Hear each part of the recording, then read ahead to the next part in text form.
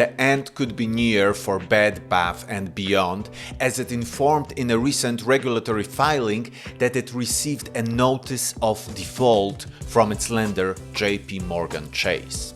The company added that it's cutting costs, closing stores and distribution centers. Bed Bath & Beyond could be forced to file for Chapter 11 bankruptcy reorganization due to its financial problems. And the company has been in business for over 50 years. But it has faced a lot of challenges in recent years, including increased competition from online retailers and changing consumer shopping habits. And it all shows in the price of the stock. At the end of 2013, it was close to $80. A year ago, it was just over $16, and right now, it is around $2.80.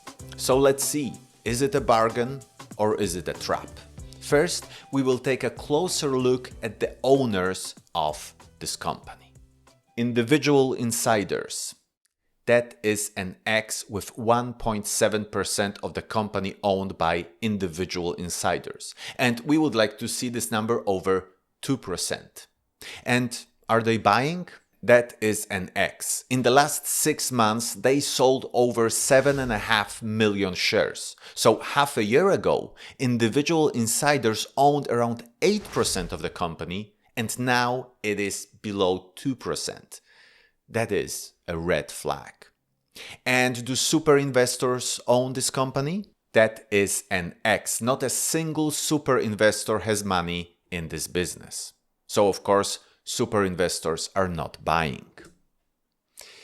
So that is a very worrying start to this analysis. And how is the financial health of Bed Bath & Beyond looking? Return on invested capital. That is a check with 13.2% for the last 10 years. But in the last 4 years, it was negative, going as far as minus 16.4% in 2022. And free cash flow growth? That is an X. It is also negative. It went from $840 million in 2013 to minus $331 million in 2022. Another red flag. And what do we know about net profit margin? It is another X with minus 20.5%. So they are losing money on a massive scale. And now let's take a look at shares buyback. It is a check. They bought back 56.6% of their shares in the last 10 years. If they were a money-making machine, I would be very happy with such a result. But in this case, it just doesn't make a whole lot of difference. And the debt?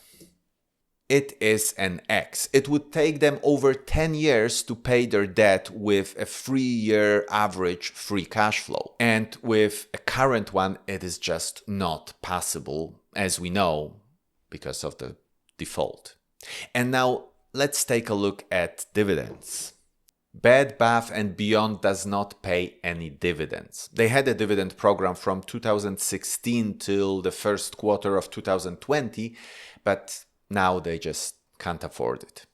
Okay, so now let's value this company using a discounted cash flow formula. But before we do that, I just have a quick announcement. As some of you know, I recently started a Patreon page and was figuring out how to add value for you through this platform. And I think I found something that can be very useful in the investing process. So, every month on Patreon, I will share a stock ranking. It will allow you to compare all the companies we analyzed on this channel, and it will use up-to-date prices to help you find the best bargains.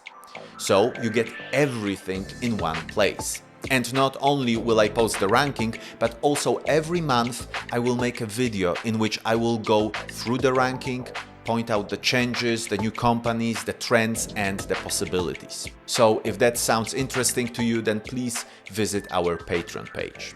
Okay, back to the valuation. So, Bed Bath & Beyond has a negative cash flow, and that is why we will use a 3-year average free cash flow for this valuation. And we will have to estimate the growth of this company for the next 10 years, and we will make 3 scenarios: low, medium, and a high one. So, in the low scenario, we will estimate a decline in growth of 5% and no growth for the next 5 years. In the medium, no growth for the first 5 years and then 3%. And in the high scenario, 2% and since year 6, 5% growth. So, with such estimates, the intrinsic value in the low scenario is $2.50, in the medium $6, and in the high one $8. But we have to always add a margin of safety. I use a 30% one.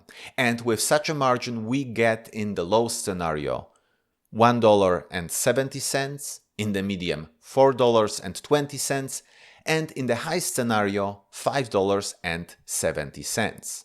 And the current price is around $2.90.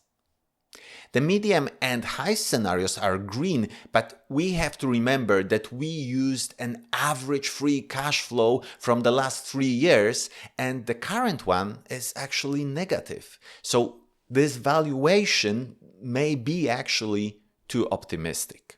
And if we take into consideration all the red flags that we found and the fact that they are unable to pay their debts, then this valuation does not look appealing in my opinion. But let me know in the comments what is your view on the future of this company.